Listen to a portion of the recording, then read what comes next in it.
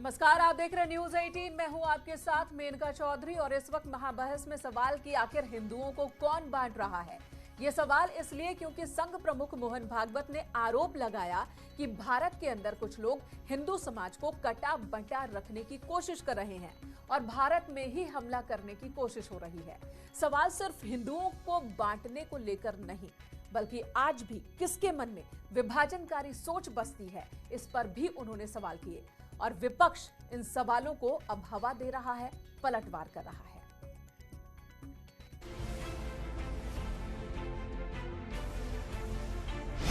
आजाद भारत में हिंदुओं को कौन बांट रहा? भारत एक विकास के राह पर, बड़ा बनने की राह पर चल पड़ा है। ये हो ना पाए, हिंदू समाज अपने स्व को समझ ना पाए और वैसे ही कटा बटा रहे, इसलिए बहुत प्रयास चल रहे हैं। देश के अंदर विभाजनकारी अंग्रेज कौन? संभवतः पार्टीशन, विभाजन की जो पीड़ा है और जो दंश है, उसके बाद इस मुल्क ने अपनी बनावट और पुनावट तय की। उधर एक मुल्क बना जहां एक मजहब विशेष को तवज्जो मिली, इधर एक मुल्क मिला बना जिसने महासागर बनाया, जिसने ये तय किया कि वसुधैव कुटुंबकम सिर्फ एक नारा नहीं होगा, हमारे संविधान में आएगा। किसके मन में आज भी बंटवारे की टीस?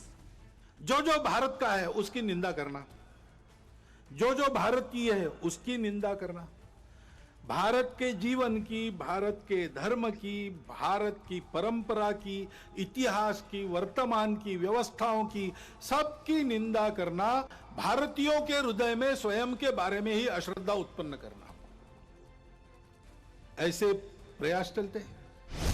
स्वतंत्रता के नायकों के नाम से किसको परहेज?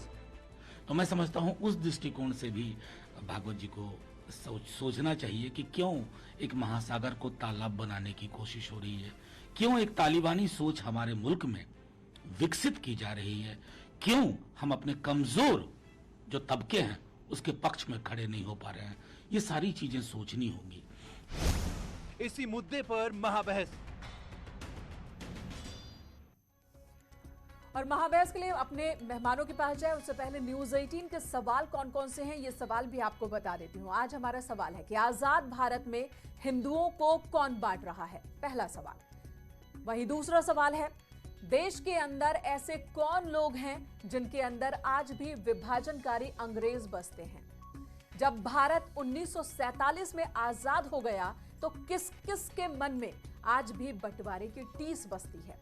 सवाल यह भी कि स्वतंत्रता के नायकों के नाम से परहेज किसे है, और इन्हीं सवालों का जवाब तलाशने की कोशिश करेंगे। महाबहस की शुरुआत करते हैं। हमारे मेहमान कौन कौन से ये आपको बता दें। आज हमारे साथ मौजूद हैं बीजेपी का पक्ष रखने के लिए आलोक अवस्थी जी। आलोक जी, बहुत बहुत स्वागत है आपका। विशाल मिश्रा हमारे साथ मौजूद हैं। विशाल मिश्रा जो कि राजनीतिक विश्लेषक हैं।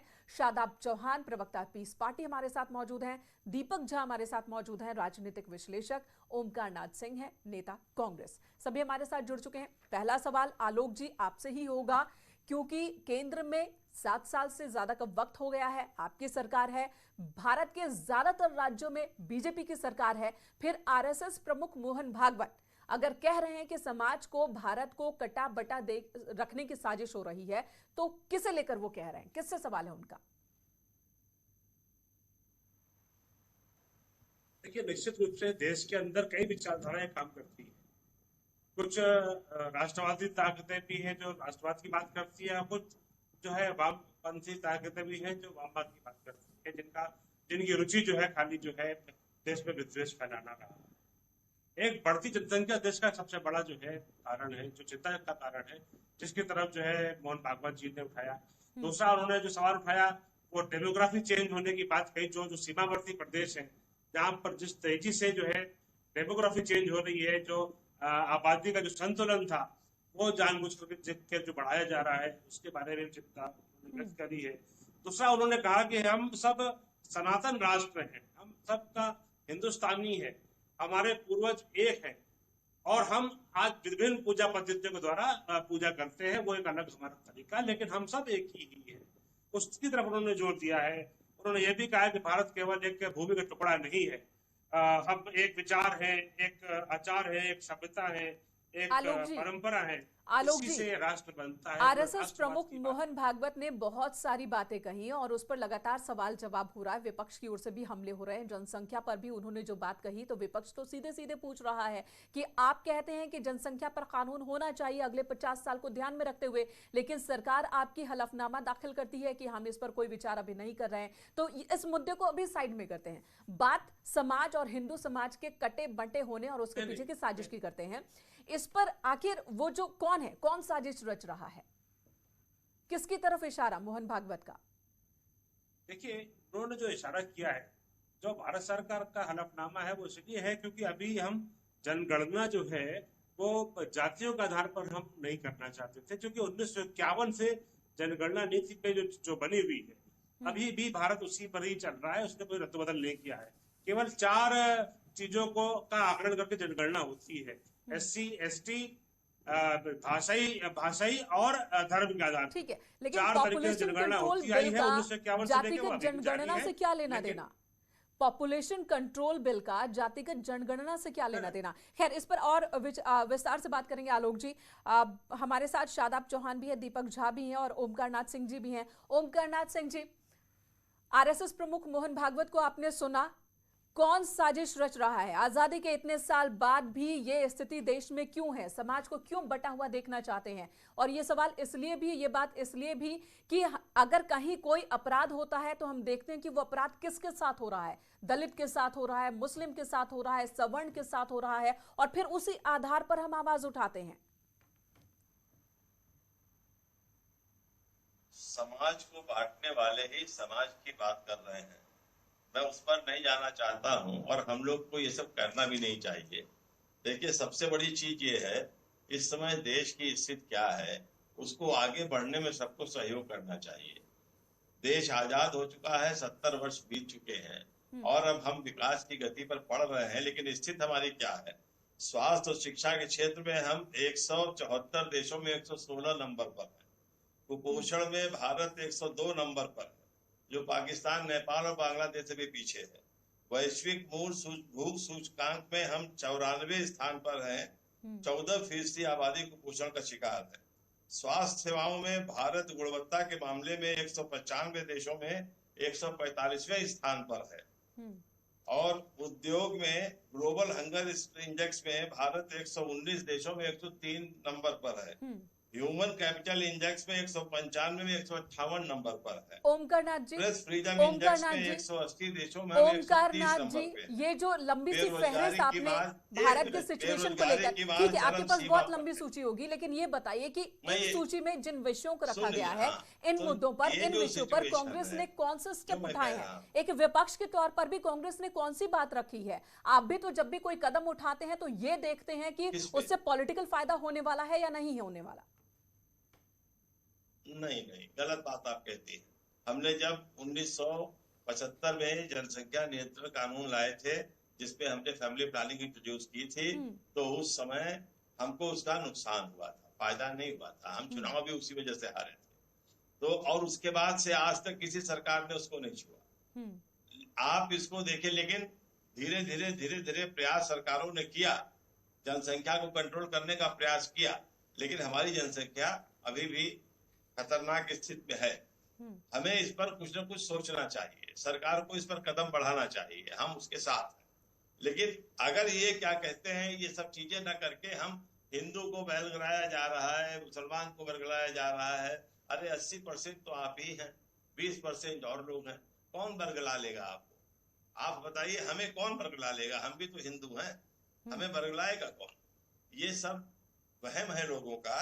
और सबसे बड़ी चीज ये है कि पूरी ताकत के साथ हमको अपने देश का विकास करना चाहिए। ठीक, हम हर मामले में पिछड़े हुए हैं। ठीक है, 104 ठीक रुपए है। का शादाब जी के पास जाते हैं, शादाब जी के पास जाते हैं।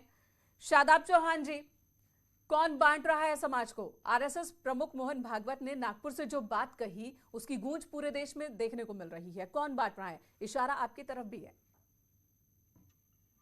देखिए, हमने अगर देश को बांटने की बात की होती तो हम अपने मुल्क को छोड़कर पाकिस्तान चले गए होते, लेकिन हमने जिन्ना की आइडियोलॉजी को ठुकरा करके अपने भारत को स्वीकार किया। और हम भागवत जी को सर्टिफिकेट नहीं देंगे। भागवत जी या तो खुद कंफ्यूज है या कंफ्यूज करना चाहते हैं। वो कभी कहते हैं कि हर कोई हिंदू है, कभी कहते हैं हिंदुओं को बांट रहा है। ये किस बुनियाद पर उन्होंने कहा कि हर कोई हिंदू है? उनके पास कोई डेटा नहीं है, जबकि हमारे पास रिलीजियस बिलीफ है कि मोहन भागवत जी भी मुसलमान पैदा हुए थे। तो ये एक रिलीजियस बिलीफ है, लेकिन किसी पे थोप नहीं सकते ना। तो इसीलिए हम कह रहे हैं जो मेन कोर इश्यूज है इंडिया के, उनसे भटकाने के लिए सरकार को बाईपास देने का काम मोहन भागवत जी बार बार करते आए हैं। एक तरफ तो वो भाईचारे की और एकता की बात करते हैं, दूसरी तरफ वो गैर मुस्लिम समाज को एक भड़काने का काम करते हैं, नफरत फैलाने का काम करते हैं। क्या बताइए, संघ के सावरकर गोलवालकर ने नहीं कहा कि दो मुसलमान और ईसाई जब खड़े होंगे वो कभी देश के लिए नहीं सोच सकते? क्या आप उसको रिजेक्ट करेंगे मोहन भागवत जी? मोहन भागवत जी क्या डेफिनेशन देंगे कि हिंदू कौन होगा? और जो डेफिनेशन देंगे क्या सुप्रीम कोर्ट में भारत सरकार वो हलफनामा देगी? तो ये बातें जो कर रहे हैं वो पूरी तरह से बेबुनियाद बातें हैं। और मैं क्लियर कह रहा हूं आपके चैनल पे, जिम्मेदारी पे, कि ये हमारा रिलीजियस बिलीफ है कि जो कोई पैदा होता है वो मुसलमान पैदा होता है। आलोक जी जवाब देंगे। आलोक जी, जो कोई पैदा होता है मुसलमान पैदा होता है, ये उनकी सोच है, लेकिन ये सोच वो थोपना। जी जवाब दीजिए। देखिए मेनका जी, शादाब जी ने अपने नाम के आगे चौहान लगा रखा। अगर जो है वो पैदाइशी मुसलमान जो है वो जान रहे हैं कि दुनिया ही मुसलमानों से शुरू हुई थी, तो फिर चौहान शब्द कहाँ से आ गया, इसकी उनको जरूर बताना चाहिए।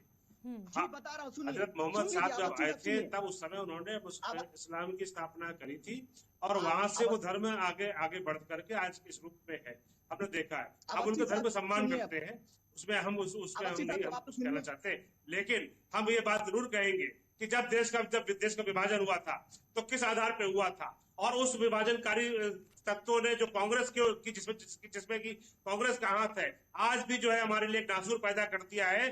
जो देश के बाहर से जो है हमारे लिए नासूर पैदा करके रखा है वो कांग्रेस रखा है, जो कि धर्म के आधार पर उन्होंने देश का बंटवारा किया। आज कश्मीर के अंदर से लाखों हिंदुओं को मार के भगाया गया, उस समय भी कांग्रेस की सरकारों की जो नीति रही है उसकी वजह से जो है हमारे देश में जो है। ठीक है, अवस्थी जी जवाब भी सुन लेते हैं। पश्चिम बंगाल जो है बंगाल के अंदर अवस्थी जी जवाब भी सुन लेते हैं। शादाब जी बता रहे हैं चौहान के पीछे का राज, बताइए। मुसलमानों का क्या करना घुसपैठ हो रहा है, डेमोग्राफी चेंज करी जा रही है, आसाम के अंदर डेमोग्राफी चेंज करी गई है, त्रिपुरा के अंदर डेमोग्राफी चेंज करने का पूरा प्रयास किया गया है, बंगाल के अंदर डेमोग्राफी चेंज करने का प्रयास किया गया है। तो जो सीमावर्ती प्रदेश है उसमें जिस तरह से डेमोग्राफी एक सुनियोजित रूप से प्रयास किया है, कांग्रेस उसके लिए जिम्मेदार रही है। ठीक है, ऐसे तो नफरत खत्म नहीं होगी, ऐसे नफरत खत्म नहीं होगी और एकजुटता नहीं होगी। ठीक है, विशाल जी को पहले ले लेते हैं डिस्कशन में, और दीपक झा भी हमारे साथ मौजूद है। विशाल मिश्रा जी, आप इलेक्शन से ठीक पहले इस तरह की बातें, क्या ये फैशन का हिस्सा हो गया, राजनीतिक फैशन हो गया है कि इस तरह की बातें, और जैसा कि कह रहे हैं शादाब चौहान कि आरएसएस प्रमुख इस तरह की बयानबाजी से कहीं ना कहीं बाईपास दे देते हैं बीजेपी को, कि जो सही मुद्दे हैं उन पर बात ना हो? नहीं तो किस आधार पर शादाब जी ऑब्जेक्शन कर रहे हैं? शादाब जी, मैं आपसे बताना चाहूँगा कि यही तो भ्रम फैलाया जाता है संघ को लेकर, हिंदुत्व को लेकर, हिंदू को लेकर। देखिए क्या है ना कि बहुत ही साफ गोई से ये इस बात को बार बार कह देते हैं कि ऐसा कुछ नहीं है। मैं आपको बताना चाहूँगा कि परिभाषा क्या है जो आप बार बार कह रहे हैं। तो आसिंधु सिंधु पर्यंता यस्य भारत भूमिका पृथ्भू पुण्य भूश्चयो सा वह हिंदू रीति स्मृता। इसका अर्थ समझते हैं कि सिंधु सरिता से लेकर सागर तक फैली हुई इस भारत भूमि को जो भी अपनी पृथ्वी अपनी पुण्य भूमि मानता है वही हिंदू। तो क्या गलत है आप बताइए? आप इस भारत को अपनी पुण्य भूमि और पृथ्वी नहीं मानते? हिंदू मात्र धर्म नहीं है, क्यों आप इसको केवल धर्म के चश्मे से देखते हैं? ये हिंदुस्तान की राष्ट्रीयता है, इसमें सभी धर्मों के लोग आते हैं।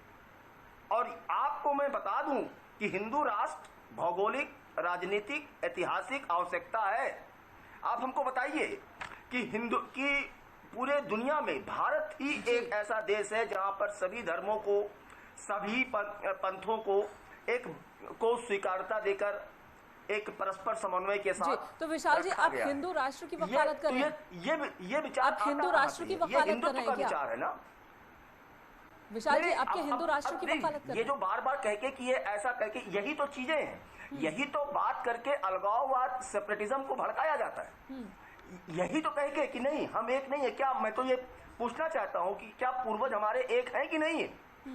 अब ठीक है, धर्म अब आए, नए संप्रदाय आए, लेकिन उसके अलावा जो यहाँ पर खड़े होकर जिन्होंने उनको भारत की एकता अखंडता को बनाए रखने के लिए संघर्ष किया, क्या वो हमारे आपके पूर्वज नहीं थे।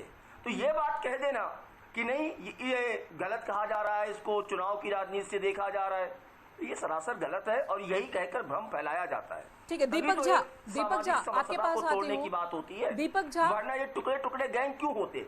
अगर वो भारत भूमि को अपनी पितृभूमि और पुण्य भूमि मानेंगे तो टुकड़े टुकड़े का नारा लगाएंगे। बताइए आप हमको। ठीक है दीपक झा, आपसे सवाल है कि क्या वाकई बांटा जा रहा है समाज को? बांट रहा है तो कौन बांट रहा है, या फिर भ्रम फैलाया जा रहा है? आरएस प्रमुख मोहन भागवत को लेकर भी हो रहा है कि वो कंफ्यूज्ड हैं। कभी वो कहते हैं कि सभी हिंदू हैं, कभी वो कहते हैं कि हिंदू को स्व समझने की जरूरत है, कभी वो कहते हैं आरक्षण पर कुछ ऐसी बयानबाजी करते हैं कि नेगेटिव जाता है, फिर वो माफी मांगते हैं, फिर कहते हैं सब एक है। क्या कोई कंफ्यूजन है क्या? देखिए, मोहन भागवत जी वृद्ध हो चुके हैं, बुजुर्ग हो चुके हैं, सम्मान करते हैं पूरे देश, बड़े नेता हैं आरएसएस के, तो उस नजरिए से देखे तो मैं उनका सम्मान करता हूं। लेकिन जो उनका विचार है वो वाकई में कंफ्यूजिंग है। 60 साल के बाद थोड़ा इंसान की बुद्धि थोड़ा सा भ्रमित हो जाती है। लेकिन मैं यहाँ पे कहूंगा हिंदू क्या है, हिंदुत्व क्या है। विशाल मिश्रा जी ने एक बात बोली, मैं इनको बताता हूँ। संगच्छध्वम संवदध्वम संभो मनांसि जानताम देवा भागम यथा पूर्वे संज्ञानाना उपासते। ये हमारे देश का सभ्यता है। देवता एक है, इष्ट एक है, लेकिन संज्ञा उसको हजारों नाम से उपासते हैं, पूजा करते हैं। तो चाहे वो हिंदू धर्म में हो, चाहे मुस्लिम हो, चाहे सिख हो, चाहे ईसाई हो। तो विशाल मिश्रा जी से हिंदुत्व को सर्टिफिकेट नहीं चाहिए, मोहन भागवत जी से हिंदुत्व का सर्टिफिकेट नहीं चाहिए।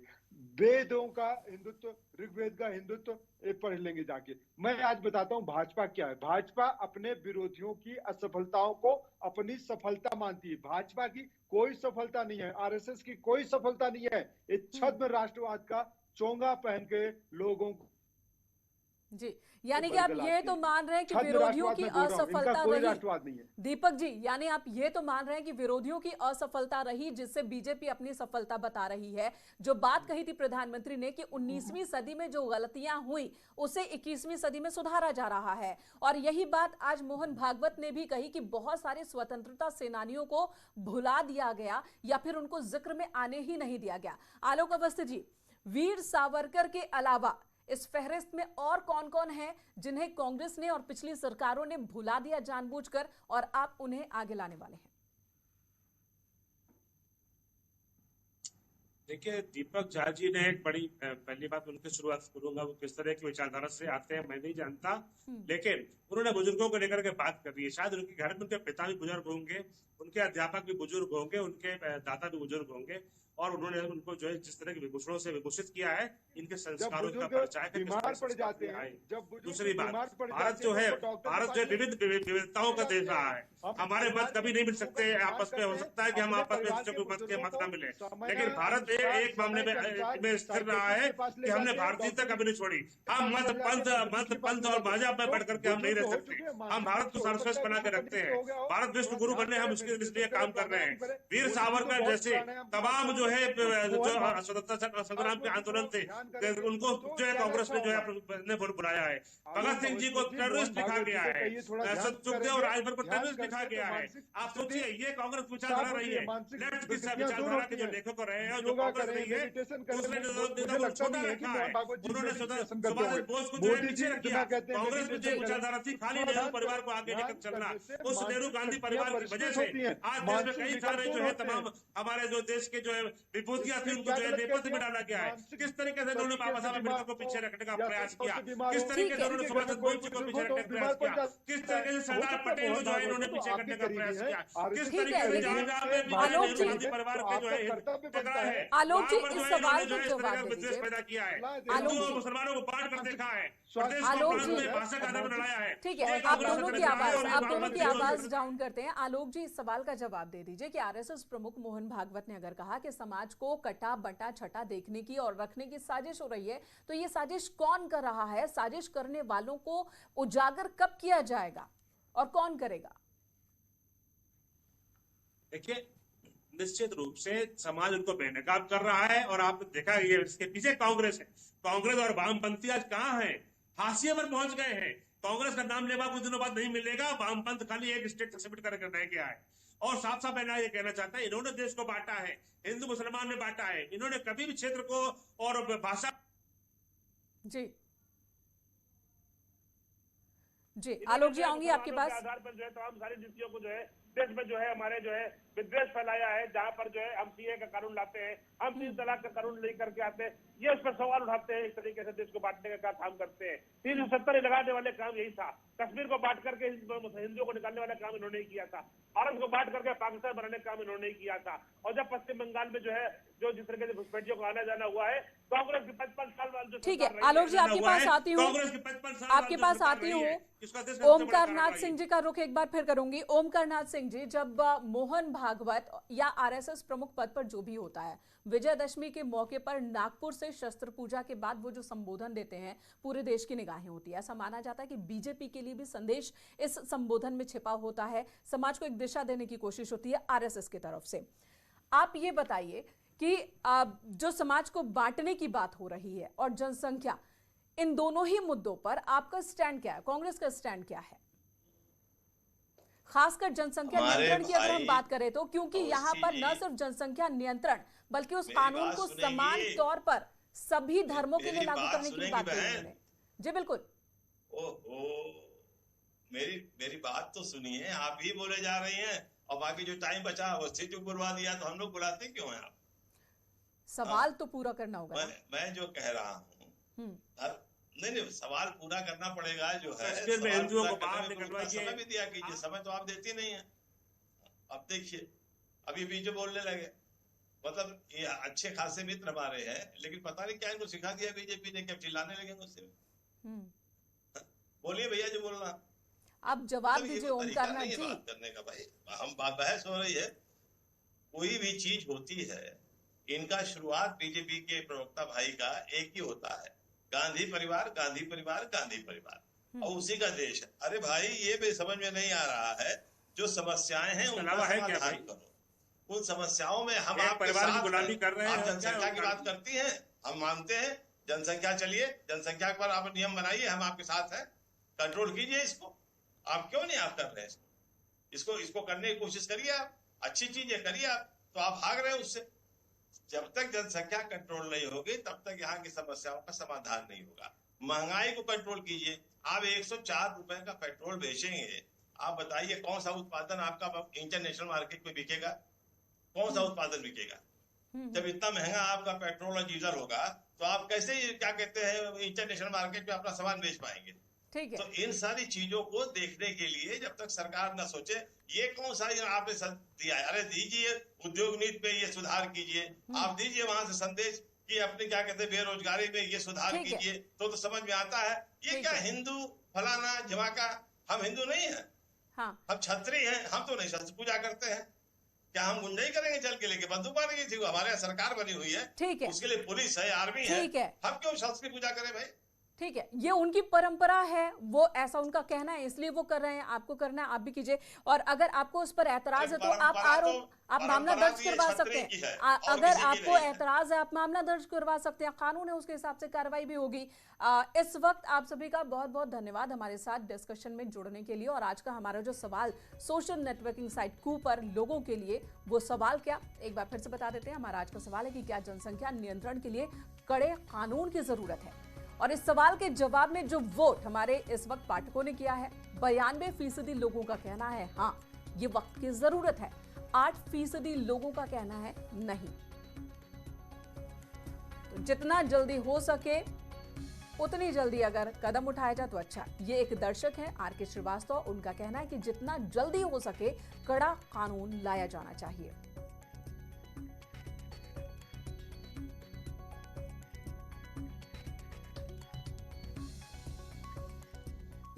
और इसी के साथ महाबहस में इस वक्त मेरे साथ इतना। एक ब्रेक के लिए रुकेंगे, खबरों का सिलसिला जारी है।